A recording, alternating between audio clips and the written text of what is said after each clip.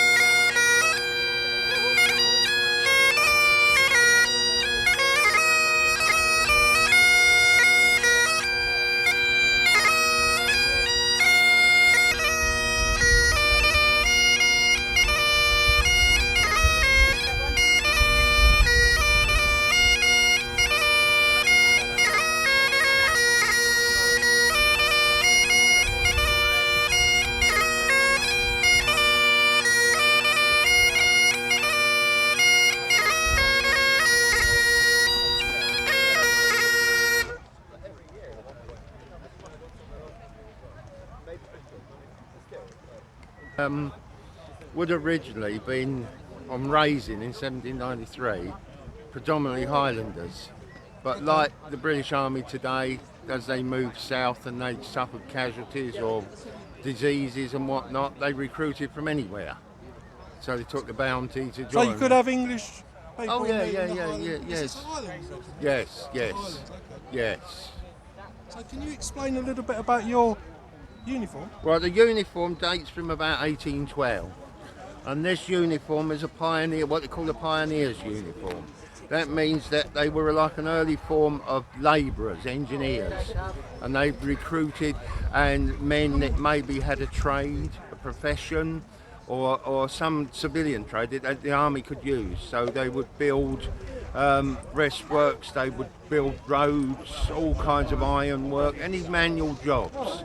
And hence the kit is all standard to the British Army. You had the 60 round cartridge box, which is this thing here. Have you got rounds in it now? No, because you can't carry live rounds. I just thought you might have some dummies. Yeah, no. We've got musket balls and things like that, which the surgeon had. The standard weapon of the day was the British Brown Bess musket, which is this beast here.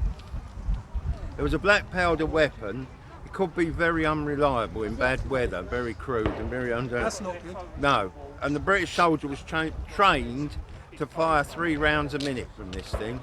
And how it worked, he would have had a black powder cartridge with a musket ball on the top of it. They would bit it, held the musket ball in the mouth. Now, they didn't know about lead poisoning, so they didn't worry about that. Okay. And then they would be told to make ready, where they would throw the prison forward, and they would pour a small amount of black powder into this pan here, close the prison, and then they'd get an order to cast about. They would bring it down by the left leg, leaning it forward slightly because they had an habit of going off if you banged them. They'd put the ball and the rest of the powder down the barrel, and then they would ram that home. They would ram it down so it's against the breech, quite hard, withdraw the ramrod, and they would hold the ramrod aloft so that the sergeant or the officer could see that they'd returned the ramrod and was not going to fire that at the enemy. Once they'd done that, they would get told to shoulder arms, which they would shoulder arm, and then they would get an order to make ready. They would swing it forward so the lock's out, bring it up, and they would cock the weapon as they brought it up. Now live. Then they would get told to make ready. They would bring it into the shoulder, bring the right foot back and hold. They wouldn't fire, they would hold to that position. Then, once they've got to that position, they would wait till the French would maybe as close as that tent or whenever, and then they would fire, all in volley. Wow. And that would hopefully produce enough lead, the firepower, to knock down a fair amount of French, decimate the French columns.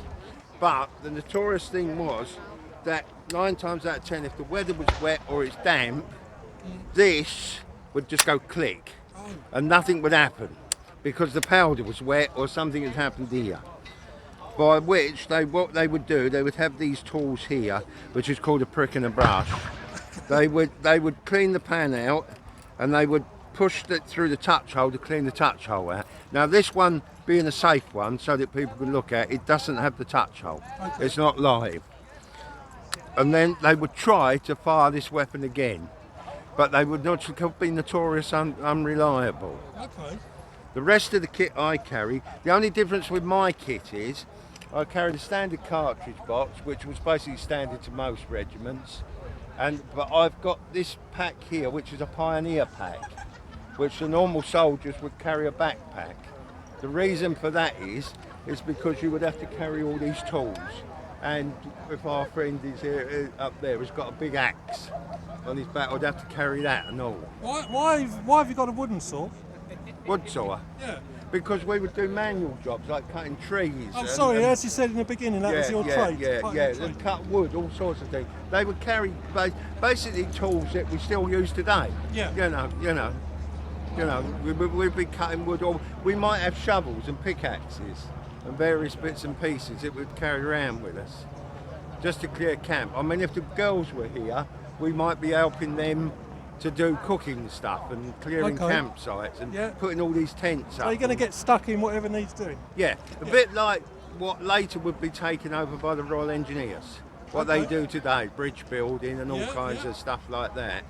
But at this time there was no set corps of engineers. Each regiment had a pioneer battalion. The army still use the pioneers to this day, don't they? Yeah, regiments still have pioneers, but they're more like a ceremonial thing these days.